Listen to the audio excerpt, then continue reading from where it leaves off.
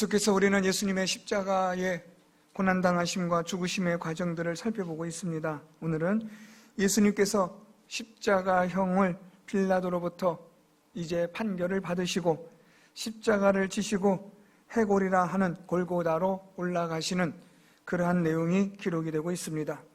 예수님을 이들이 로마 군인들이 끌고 갈 때에 오늘 본문은 그렇게 시작하는데요. 여기에서 오늘 우리들이 주목해야 할 두 가지 사건이 등장합니다. 하나는 구레네 사람 시몬이라는 사람이 시골에서 올라오다가 오늘 이 십자가에 예수님의 끌고 가시는 이 과정에 동참하게 됩니다. 이것은 이 구레네 사람 시몬이 자발적으로 동참한 게 아니라 오늘 말씀처럼 붙들려서 예수님 대신 십자가를 지었다라는 말씀입니다. 두 번째로는 예수님을 위하여 가슴을 치며 슬피 울며 따라가는 무리들이 기록이 되고 있습니다. 오늘 본문은 예수님의 십자가를 따라가는 자들, 이들에 관한 것을 중점적으로 기록하면서 예수님의 십자가를 따름에 있어서 어떻게 따라갈 것인지, 또 왜 예수님을 따라가야 하는지 하는 그러한 내용들을 오늘 본문을 통해서 살펴보려고 합니다. 우리가 예수님을 믿는 이 믿음의 삶이 자기의 십자가를 지고 예수님을 따르는 삶이라고 한다면, 예수께서 그렇게 말씀하셨기 때문에 예수님의 제자로서 예수님처럼 예수님을 믿는 믿음의 삶을 살려면 우리의 십자가, 자기의 십자가를 지고 예수님을 따라야 하는데, 오늘 본문은 어떻게 우리가 예수님을 따를 것이냐, 또는 우리가 어떻게 나의 십자가를 지는 것이냐, 여기에 대한 부분들을 말씀해 주고 있습니다. 그리고 왜 우리는 예수님을 따라가야 하느냐, 또는 왜 우리는 예수님의 제자가 되어야 하느냐라는 질문에 대한 답이 오늘 본문에 기록이 됩니다. 저는 오늘 본문을 통해서 예수님을 따르는 자들에 대한 것을 살펴보고 왜 예수님을 따라야 하는지를 오늘 말씀을 통해서 함께 살펴보려고 합니다. 오늘 예수님을 따르는 두 종류의 사람, 구레네 사람 시몬과 그리고 많은 큰 무리가 있습니다. 첫 번째로 26절에 보면 그들이 예수를 끌고 갈 때에 시몬이라는 구레네 사람이 시골에서 오는 것을 붙들어 그에게 십자가를 지워 예수를 따르게 하더라 라고 말씀합니다. 왜 예수님 대신에 이 한 남자를 붙잡아서 십자가를 지고 가게 하였는가는 우리가 지금까지 살펴본 말씀을 통해서 충분히 이해할 수 있습니다. 예수께서는 잡히시던 날 밤부터 시작하여 지금 이 십자가를 지시기까지 잠도 주무시지 못하셨고, 매를 맞으시고 희롱당하시고 또 온몸에는 피로 인하여 많은 출혈들이 있는 상황입니다. 음식도 못 드신 상황에서 온 몸은 매로 맞아 욱신거리고 피로 인하여 앞을 제대로 분간하지도 못하고 아마 눈도 맞아서 눈이 부어서 앞을 보기가 매우 어려운 그런 상황이었을 겁니다. 기진맥진하고 탈진하다시피 된 예수께서 대략 20kg에서 30kg 이상 되는 그 큰 십자가를 지고 간다는 것은 아주 대단히 힘든 일일 겁니다. 예수께서 끌고 갈 수 없는 십자가를 지고 십자가 처형을 당하는 죄수는 자기가 매달린 십자가를 지고 가야 하는 것이 이 당시의 전례였는데요, 예수께서 매달리실 그 십자가를 지고 골고다까지 가기에는 역부족이라는 것을 알았던 겁니다. 그래서 오늘 본문에 보면 시몬이라는 구레네 사람이 시골에서 오는 것을 붙들어 그에게 십자가를 지워 예수를 따르게 하더라 라고 말씀합니다. 오늘 여기서 우리들이 주목하셔야 될 단어가 있는데, 첫 번째로는 붙들다 라는 단어입니다. 그리고 두 번째는 따르다 라는 단어입니다. 오늘 이 구레네 사람 시몬이 예수님의 십자가를 지는 일에 있어서 절대로 스스로 능동적으로 자발적으로 하지 않았다는 것을 알 수 있습니다. 이 시몬이라는 이 구레네 사람은 십자가를 질 마음도 없었는데, 지고 싶지도 않았는데, 그는 로마 사람들에 의해서 붙들려 그리고 십자가를 지게 됩니다. 마태복음과 마가복음에서는 여기에 대하여 억지로라는 말로 번역을 했습니다. 종합해 보면 구레네 사람 시몬은 로마 사람들에 의해서 붙들려서 그리고 억지로 십자가를 지고 예수님을 따랐다라는 말씀입니다. 오늘 이 말씀 속에서 우리들이 아주 중요한 교훈을 받습니다. 그것은 무엇이냐면 예수님의 십자가는 절대로 우리 스스로가 자발적으로 능동적으로 지는 게 아니라는 말입니다. 우리가 나 예수님 십자가 져야지, 나 예수님처럼 나도 저렇게 살아야지, 이렇게 우리 마음에 저절로 그런 마음이 들지 않는다는 겁니다. 우리는 죄악된 본성을 가지고 있기 때문에 우리 안에 예수님에 대한, 하나님에 대한 생각은 절대로 있을 수 없습니다. 우리 안에서 스스로가 하나님을 위하여 살아야겠다라는 마음, 예수님을 위하여 살아야지라는 마음은 절대 불가능한 일입니다. 이것은 오직 하나님의 은혜와 사랑이 있어야만 가능한 일입니다. 우리가 어떻게 예수님의 십자가를, 나도 내 십자가를 지고 예수님을 따를 수 있는가라는 질문은 우리 스스로는 절대로 하지 못한다라는 말입니다. 오늘 본문에 나온 것처럼 붙들리지 않으면, 매인바 되지 않으면 우리는 예수님의 십자가를 우리도 지고 그렇게 예수님을 따라 살지 않는다는 말입니다. 우리가 어떻게 예수님의 십자가를 질 수 있는가? 우리가 어떻게 예수님처럼 살아갈 수 있느냐라는 것은 하나님의 은혜와 사랑에 붙들려야 되고 매인바 되어져야 합니다. 하나님의 은혜와 사랑이 강권적으로 우리를 붙들어 주시고 우리를 하나님께서 묶어 주실 때 우리는 그 하나님의 은혜와 사랑으로 예수님을 따르고 나의 십자가를 지고 예수님을 쫓아가는 겁니다. 그래서 우리에게는 무엇이 중요하냐? 예수를 믿는다는 것, 예수님을 따른다는 것은 하나님의 은혜와 사랑이 없이는 절대적으로 불가능한 일이라는 것을 오늘 성경은 우리에게 말씀해 줍니다. 하나님의 은혜와 사랑, 예수 그리스도의 은혜와 사랑에 붙들린 바 되었다라는 말을 조금 다르게 표현한다면 하나님의 은혜와 사랑을 깨달았다라는 말입니다. 얼마나 하나님의 은혜와 사랑을 깨달았느냐의 그 정도에 따라 우리는 붙들린 바 되어지는 그 힘이 비례합니다. 우리가 하나님의 은혜와 사랑을 많이 깨달으면 깨달을수록 우리는 하나님의 은혜와 사랑에 더 강력하게 붙들린 바 되어지고 매인 바 되어지게 됩니다. 그래서 우리가 예수님을 따르는 이 삶은 어렵습니다. 힘듭니다. 아니, 불가능합니다. 우리 스스로는 절대로 능동적으로, 자발적으로, 자의적으로 할 수 없는 일입니다. 그런데 하나님의 은혜와 사랑이 임하여 그것을 우리가 깨달아 하나님의 은혜와 사랑에 붙들리게 되어지고 매인바 되어지게 되면 우리도 예수님을 따라 살아가는 삶이 가능해지는 겁니다. 마치 오늘 본문에 등장한 이 시몬처럼 그는 예수님에 대하여 그는 이 십자가를 질 마음도 없었고 지고 싶지도 않았지만 억지로 마지못해 지게 되어졌던 것처럼 이제 우리도 하나님의 은혜와 사랑에 깨달아지고 그 은혜와 사랑에 붙들림 바 되어지면 우리는 예수님의 십자가처럼 우리도 나의 십자가를 지고 힘들고 어렵고 고난의 이 길이지만 주님을 따라가는 제자의 삶을 살아가게 되는 것입니다. 그런데 이 예수님을 따라가는 삶이 어떤 삶이냐에 대해서 오늘 말씀 보니까 우리 26절 하반절에 그에게 십자가를 지워 예수를 따르게 하더라 라고 말씀합니다. 두 번째로 살펴볼 따르게 하다라는 말씀입니다. 억지로 또는 붙들어 라는 말씀을 첫 번째로 우리가 살펴보았는데 두 번째는 따르게 하다라는 말입니다.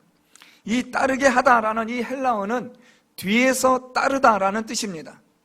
예수님을 따름에 있어서 우리가 어떤 것을 따라야 되느냐 또는 어떻게 따라야 되느냐에 대하여 오늘 성경은 예수님 뒤에서 따른다라는 말씀입니다. 예수님 뒤에서 따른다라는 이 말은 아주 중요한 상징적 의미가 있는데요, 예수님을 뒤에서 따른다는 것은 예수님의 말씀을 따른다, 예수께서 보여주신 행동을 따라한다, 예수께서 가지신 생각을 그대로 따라한다 라는 것을 의미합니다. 이미 예수님은 우리에게 모든 것을 다 보여주셨습니다. 예수께서는 우리에게 모든 것을 말씀하여 주셨습니다. 우리는 성경을 통해서 예수께서 하신 말씀들, 예수께서 보여주신 그런 행동들, 예수께서 갖고 계신 생각들, 이런 것들을 우리는 충분히 알 수 있습니다. 따라서 예수님을 따라간다라는 말은 예수님처럼 말하고 예수님처럼 행동하고 예수님처럼 생각하는 것을 말하는 겁니다. 이것이 바로 예수님을 따르는 겁니다. 우리는 예수님을 따른다 또는 내 십자가를 진다라고 말할 때 좀 상당히 추상적입니다. 또 우리의 십자가, 내 십자가를 진다 할 때 단순히 고난, 어려움만 생각하는데 좀 더 정확하게 말하면 예수님을 따른다는 것은 예수님처럼 산다는 겁니다. 예수님 말씀대로 산다는 것이고 하나님 말씀대로 산다는 것입니다. 예수님의 생각대로 산다는 것이죠. 그것이 곧 하나님의 말씀입니다. 그래서 우리가 하나님의 말씀대로 사는 것, 하나님의 말씀에 따라서 행동하는 것, 하나님의 말씀처럼 생각하는 것이 쉬운 일이 아닙니다. 어렵고 힘든 일입니다. 나를 죽여야 하고 내 생각을 포기해야 하고 내 고집을 꺾어야만 예수님을 따를 수 있습니다. 하나님의 말씀대로 살아갈 수 있고 예수님처럼 말할 수 있고 예수님처럼 행동할 수 있는 겁니다. 이것이 예수님을 따르는 겁니다. 오늘날 예수님을 따른다고 하는 사람들이 많습니다. 교회도 예수님을 따른다고 하고 성도들도 예수님을 따른다고 합니다. 그렇다면 결과론적으로는 이 세상은 예수님을 따르는, 예수님을 볼 수 있는 그런 상황이 많이 되어야 한다는 것이죠. 어느 교회에 가든 그 교회에 예수님처럼 살아가는 사람들, 예수님처럼 말하는 사람들, 예수님처럼 행동하는 사람들이 있어야 되는 것 아니겠습니까? 전부는 아니어도 소수의 사람들이 예수님처럼 살아가고 예수님처럼 말하고 예수님처럼 그렇게 행동하는 자들이 교회마다 있어야 하는데 과연 그렇습니까? 저는 요즘 말씀을 묵상하면서 아브라함이 소돔과 고모라 성에 사람을, 자기 조카를 구원하기 위해서 하나님께 기도하는 내용을 묵상합니다. 10사람이라도 있으면 하나님 그 성을 멸하시겠습니까? 우리 하나님께서는 소돔과 고모라에 사람, 의인 10사람이 있어도 나는 그 성 멸하지 않겠다. 아브라함은 머리 빠르게 계속 계산해 본 겁니다. 롯의, 자기 조카 롯의 가족수 포함하면 얼추 10명이 되지 않을까? 거기에다가 대충 해서 최소한 소돔과 고모라에 적어도 한 4-5명만 있으면 10명은 채워지겠다라는 그런 생각을 하지 않았겠습니까? 10사람까지 마지막까지 하나님께 기도합니다. 그런데 그 소돔과 고모라에는 롯의 가족을 제외한 하나님 앞에 의롭게 살아가는 사람 한 사람도 없었다는 겁니다. 여러분, 이것은 무엇을 말합니까? 오늘 이 시대에 예수를 따라가고 예수님처럼 말하고 예수님처럼 행동하고 예수님처럼 생각하는 사람들이 많이 없다는 말입니다. 교회가 그러하고 성도들이 그러합니다. 예수를 말하고 하나님을 말하고 성경을 말하는데 자기 고집대로 살아갑니다. 자기 생각대로 살아갑니다. 세상의 방법대로 살아가고 세상이 좋아하는 것대로 살아갑니다. 그러면서 나는 교회를 다닌다고 하고 그러면서 나는 예수님을 믿는다고 하고 스스로 나는 예수님의 제자라고 착각을 한다는 겁니다. 오늘 말씀은 전혀 그렇지 않습니다. 예수님을 따른다는 것은 예수님 뒤를 따른다는 것이고 예수님 말처럼 하고 예수님처럼 행동하고 예수님처럼 우리가 살아가는 그런 생각을 하는 이것이 바로 예수님을 따른다는 겁니다. 어렵습니다. 힘든 일입니다. 아유, 누가 그걸 하겠어요? 누가 그런 일을 하겠습니까? 선뜻 나설 수가 없는 일입니다. 맞습니다. 왜냐하면 내 걸 내려놔야 되니까요. 나를 포기해야 되고 나를 죽여야만이 예수님을 따를 수 있으니까, 하나님 말씀을 따를 수 있으니까 그게 어떻게 가능한 일입니까? 그래서 하나님의 은혜와 사랑에 붙들린 바 되지 않으면 예수님을 따를 수 없다는 말입니다. 하나님의 은혜와 사랑을 깨닫지 못하면 예수님을 따를 수 없고 하나님 말씀대로 살아갈 수 없고 예수의 제자가 될 수가 없는 겁니다. 하나님의 은혜와 사랑이 우리를 붙들어 주셔야 합니다. 하나님의 은혜와 사랑이 우리를 강권적으로 묶어주시고 붙들어 주시고 역사해 주셔야 그 하나님의 은혜와 사랑으로, 그 하나님의 은혜와 사랑이 나를 강권하심으로 우리가 예수님을 따라 살아가는 자가 될 수가 있는 겁니다. 우리는 할 수 없어요. 절대로 우리는 그렇게 살아갈 수 없습니다. 우리의 욕심이 얼마나 크고 우리는 얼마나 이기적입니까? 얼마나 나만을 생각하는 아주 악한 자들입니까? 그런 우리가 어떻게 예수를 위해서, 어떻게 하나님을 위해서, 어떻게 복음을 위해서, 어떻게 교회를 위해서 살아갈 수 있단 말입니까? 오직 하나님의 은혜와 사랑에 매인바 되지 않으면, 예수 그리스도의 십자가의 은혜와 사랑이 깨달아지지 않으면 절대로 할 수 없는 것이 예수님을 따르는 일이라는 겁니다. 사랑하는 성도 여러분, 저는 우리 성도 여러분들이 할 수 있는 한, 될 수 있는 한 하나님의 은혜와 사랑, 예수 그리스도의 십자가의 은혜와 사랑을 깨달아서 그 하나님의 은혜와 사랑이 묶인 바 되어지고 매인 바 되어지고 붙들린 바 되어지는 여러분들이 되셔서 하나님의 은혜와 사랑, 예수 그리스도의 십자가의 은혜와 사랑으로 이 주님의 길을 걸어가고 예수님의 제자의 삶을 살아가는 성도 여러분들이 될 수 있기를 진심으로 소망합니다. 두 번째로 우리가 살펴볼 수 있는 예수님을 따르는 또 하나의 무리가 있습니다. 27절, 또 백성과 및 그를 위하여 가슴을 치며 슬피 우는 여자의 큰 무리가 따라오는지라. 이들은 앞에서 우리가 살펴보았던 구레네 사람 시몬과는 좀 다릅니다. 이들은 자발적입니다. 26절에는 붙들어 따르게 하더라 라는 사역형이고, 이 로마 군인들에 의해서 억지로 하게 되어지는 그런 일이지만 27절에서 보면 따라오는지라 라는 능동형입니다. 그래서 여러분 어떻게 보시면 야, 이 사람들은 그래도 구레네 사람 시몬보다 좀 낫겠다라는 생각을 할지도 모르겠습니다. 오늘 이들이 가슴을 치며 슬피 울며 예수님을 따라오는데, 그런데 오늘 이 구절을 잘 보셔야 됩니다. 이들이 예수님을 따라오며 우는데 27절 다시 보면 또 백성과 및 그를 위하여 가슴을 치며 슬피 우는 여자의 큰 무리입니다. 다시 말씀을 좀 더 정리하면 예수님을 위하여 지금 가슴을 치며 슬피 우는 백성과 여자의 큰 무리가 있었다라는 말입니다. 백성들과 여자들이 큰 무리를 이루어 예수님을 위하여 가슴을 치며 슬피 울며 따라왔다는 거예요. 누구를 위하여 울었다는 겁니까? 예수님을 위하여 울며 따라오고 있다는 말입니다. 자, 여러분, 오늘 제가 여기서 그를 위하여 울었다, 예수를 위하여 이 무리들이 울었다는 데에 여러분들이 정말 집중하셔야 합니다. 왜냐하면 이건 중요하니까요. 왜 무리들이, 여자들이 예수님을 위하여 울었을까라는 겁니다. 여러분, 이 구절을 여러분들은 어떻게 보면 아주 우리에겐 익숙한 모습입니다. 저는 목사가 되어서 지금까지 수많은 장례 예배를 집례했습니다. 장례 예배 때마다 또 소천하신 분들을 이렇게 운구할 때마다 그 유족들이 따라오며 통곡하며 우는 것을 너무너무나 많이 봤습니다. 어떨 땐 저도 가슴이 아프고 눈물이 나는 때도 너무 많았습니다. 오늘 이 말씀은 여기에 해당됩니다. 오늘 이 많은 무리들이 예수님을 위하여 울었다라는 말은 장례식을 위해서 울고 있는 겁니다. 예수님 이제 죽는데 어떡하나? 우리 예수님 이제 죽으시는데, 십자가에 달려 죽으시는데 우리 예수님 불쌍해서 어떡하나?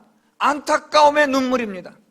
장례식의 눈물이고 일반 사람들이 죽는 그런 장례에 많은 사람들이 통곡하며 우는 그러한 눈물이 있었다는 말입니다.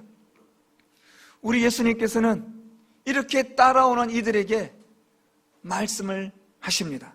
지금 여러분, 예수님의 상태를 앞에서 제가 잠깐 말씀드렸습니다. 신문을 받으시느라 주무시도 못하셨고 조롱과 희롱을 당하셨고 매를 맞으셨고 지금 거의 탈진 상태에 이르렀습니다.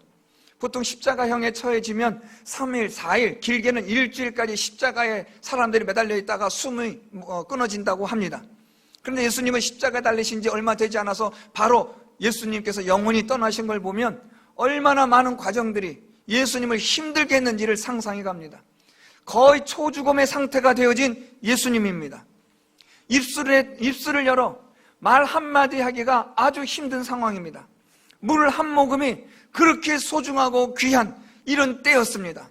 입술조차 떨어지지 않는, 이제는 모든 기력이 다 쇠하여지고, 이제는 예수님께서는 거의 죽음의 문 앞에 이르는 그런 육체의 마지막 한계의 상황에 도달한 이런 상태에서 오늘 예수님이 지금 말씀하시는 겁니다.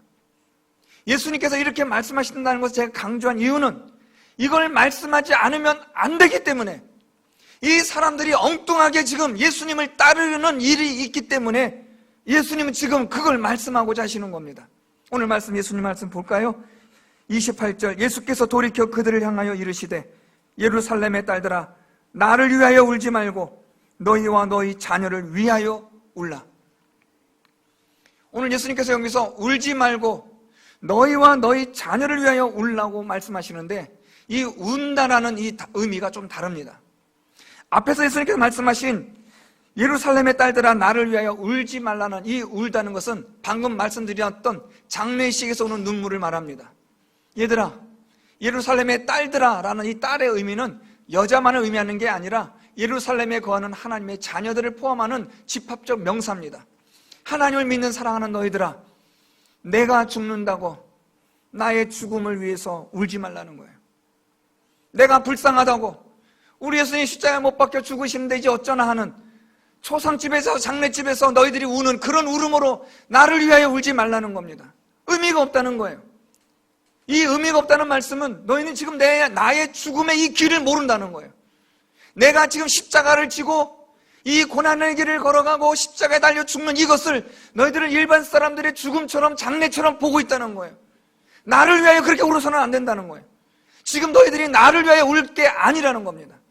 지금 너희들은 나를 위해서 울 계제가 아니라는 거예요.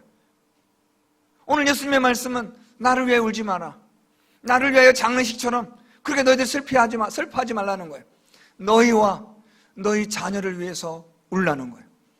예수님의 두 번째 울라는 것은 의미가 아주 달라요.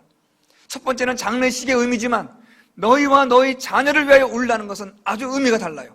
이걸 이해하기 위해서는 그 다음 구절부터 보셔야 돼요. 왜 너희와 너희 자녀를 위해서 울어야 되는지를 예수님이 말씀하세요. 29절 보라, 날이 이르면 사람이 말하기를 잉태하지 못하는 이와 해산하지 못한 배와 먹이지 못한 젖이 복이 있다 하리라. 그때는 29절에 보라, 날과 같습니다. 사람이 산들을 대하여 우리 위에 무너지라 하며 작은 산들을 대하여 우리를 덮으라 하리라. 오늘 예수님께서 무슨 말씀하시냐면 날이 이르면, 그때에 라고 말씀하는데, 이 날과 때는 하나님의 심판의 날, 종말의 때를 말합니다. 하나님의 심판의 날이 임하고 하나님의 종말의 때가 임하면 말이야, 너희들 어떻게 되는지 아느냐? 차라리 자녀가 없는 자들이 복이 있는 그때가 될 것이다. 왜요? 자녀가 있는 부모는 자기 자녀들이 당하는 그 고통과 괴로움과 죽음을 차마 눈뜨고 볼 수가 없는 거예요.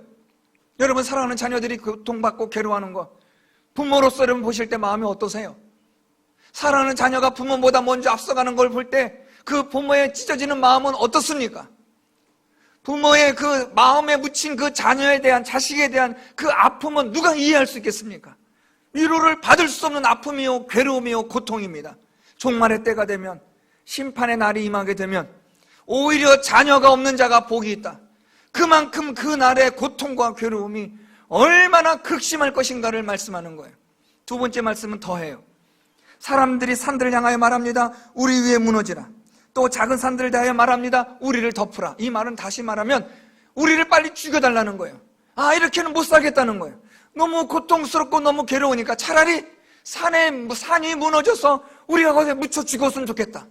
빨리 죽었으면 좋겠다라는 그런 고통과 괴로움의 때가 올 것이라는 거죠. 그 때가 올 것이니 너희는 그 때를 위하여 너희와 너희 자녀를 위하여 울라는 거예요. 자, 그러면 너희와 너희 자녀를 울라는 이 울음의 의미는 분명히 장례식에서 오는 울음과는 다르다는 겁니다. 이 울음의 의미는 회개하라는 거예요.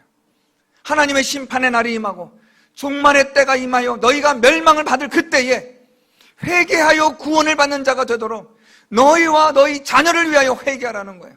지금 너희가 나를 위해서 우는데 그럼 울으면 지금 중요한 게 아니야. 내가 지고 가는 이 십자가와 내가 십자가에서 죽는 이 죽음을 바로 너희의 종말의 때와 심판의 날에 구원을 위하여 하는 것이니 너희는 너희와 너희 자녀를 위하여 회개하여 울므로 종말의 날에 심판의 때에 구원을 받도록 하라는 예수님의 말씀인 겁니다. 지금 너희는 내가 죽는다고 우는데 좀 격한 말로 이야기하면 웃기지 말라는 거예요. 니나 잘하라는 거예요. 내가 죽어야 너희들은 사는 거고 내가 죽어야 너희들은 구원을 받는 건데 그것을 너희들이 받기 위해서는 구원을 얻기 위해서는 너희들이 회개하며 나를 따라와야 된다는 거예요. 사랑하는 성도 여러분, 예수님을 따르는 이 일이 감성팔이하는 거 아닙니다. 눈물 찔끔찔끔 흘리면서 어떡하지 하는 그게 예수님 따르는 게 아닙니다. 고난주간에 십자가에 달리신 예수님을 생각하면서 괜히 슬퍼하며 센치해지는 감성적인 그게 고난주간을 이야기하는 게 아니라는 말입니다. 고난주간은 무엇이냐? 나의 죄를 위하여 영원히 심판받고 영원한 사망에 처할 나를 위해서 십자가에 달려 죽으신 예수 그리스도를 생각하며 이제 나의 죄를 회개하며 예수님 말씀처럼 예수처럼 살아가는 것이 그게 바로 고난주간의 의미라는 것을 기억하시기를 바랍니다. 고난주간만 때만 되면 괜히 슬픔에 젖어 억지로 인상 쓰지 마시고 이 고난주간의 의미가 무엇인지 예수께서 십자가를 지시고 죽임당하신 것이 그것이 무엇을 의미하는지 예수 그리스도의 십자가의 사건을 통해서 내가 울며 죄를 회개하고 예수님을 따라 예수님 말씀대로 순종하며 살아가는 이런 것을 각오하며 다짐하는 것이 고난주간이라는 것을 기억하셔야 합니다. 마지막으로 그러면 우리는 왜 예수님을 이렇게 따라가야 합니까? 오늘 말씀 마지막 31절 푸른 나무에도 이같이 하거든 마른 나무에는 어떻게 되리요? 기가 막힌 말씀을 하세요. 여기서 이 푸른 나무와 마른 나무는 상징적입니다. 푸른 나무는 생명이 있는 생명력 있는 나무를 뜻합니다. 마른 나무는 죽은 나무입니다. 자, 그러면 이 푸른 나무는 누구를 상징하는 것일까요? 예수 그리스도십니다. 예수 그리스도는 생명의 근원이시고 그분은 생명수가 되신 분이십니다. 그분은 푸른 나무십니다. 우리는 죽은 나무입니다. 마른 나무와 같습니다. 마른 나무입니다. 그런데 푸른 나무 되신 예수께서 이 십자가의 고난과 죽이심을 당하는 이런 것이 지금 있는데 마른 나무인 너희들에게는 종말의 날의 심판의 때에 그 고통과 괴로움이 얼마나 더 크겠느냐라는 그런 의미로 지금 예수님 말씀합니다. 저는 여기서 예수께서 누구신지를 이 말씀에서 이것만 살펴보려고 합니다. 예수님은 누구시냐? 그분은 푸른 나무가 되신 분이라는 거예요. 생명의 근원 되신 분, 그분을 통해서 우리가 생명을 얻을 수 있는, 우리가 그분에게만 가면, 그분의 은혜와 사랑으로 그분의 뒤를 따라가기만 하면, 그 예수를 따라 살아가기만 하면 예수의 생명의 능력이 그 푸른 나무의 능력이 마른 나무인 우리에게 전가되어지고 우리에게 흐르게 되어서 우리 배에서 생수의 강이 넘쳐 흐르게 되어지는 그것을 가능케 하시는 분이 예수 그리스도시다라는 말입니다. 그분이 푸른 나무시다는 거예요. 왜 우리가 예수를 따라가야 하느냐? 왜 우리가 예수님처럼 말하고 왜 우리가 예수님처럼 생각하고 왜 우리가 예수님처럼 행동해야 되느냐? 그분이 우리의 생명의 근원이 되시기 때문에, 그분을 통하여 우리 배에서 생수의 강이 흘러 넘칠 수 있기 때문에 마른 나무인 우리가 예수를 통하여 생명을 얻고 구원을 얻을 수 있기 때문에 우리는 예수를 따라가야 하고 예수님의 제자가 되어야 한다는 말입니다. 사랑하는 성도 여러분, 푸른 나무가 되신 생명의 근원이 되시고 복락의 강물의 강수의 근원이 되시고 하나님의 거룩한 성소를 기쁘게 하시는 예수 그리스도께서 오늘 우리의 생명의 주가 되시고 구원의 주가 되셨습니다. 이제는 누구든지 이 예수를 따라가는 자는 예수님의 이 푸른 나무의 생명이, 영원한 생명이, 구원의 강물이 그 사람에게로 흘러 들어가게 되는 줄 믿습니다. 어떻게 예수님을 따를 것이냐? 하나님의 은혜와 사랑에 붙들려 따라가는 겁니다. 저는 우리 성도 여러분들이 하나님의 말씀을 읽을 때마다 하나님의 은혜와 사랑에 붙들린 바 되기를 축복합니다. 말씀을 읽을 때마다 하나님의 은혜와 사랑이 여러분의 마음속에 바다같이 임하고 바다 물결같이 밀려 들어오는 그런 하나님의 은혜와 사랑을 경험할 수 있기를 바랍니다. 예수님을 따름에 있어서 울며 죄를 회개하고 나의 죄를 회개하며 주님을 따르는 여러분들이 될 수 있기를 바랍니다. 그래서 여러분들의 눈에 회개의 눈물이 마를 날이 없고 하나님의 은혜와 사랑을 깨달은 감사의 기쁨의 찬양이 여러분의 입에서 떠나지 않는, 그래서 우리 예수 그리스도를 따라가는 그런 예수님의 제자의 삶을 살아가는 성도 여러분들이 다 되셔서 우리 예수님의 영원한 생명을 받으시고 누리시고 구원받는 사랑하는 우리 모든 성도 여러분들이 다 되시기를 예수 그리스도의 이름으로 축원드립니다.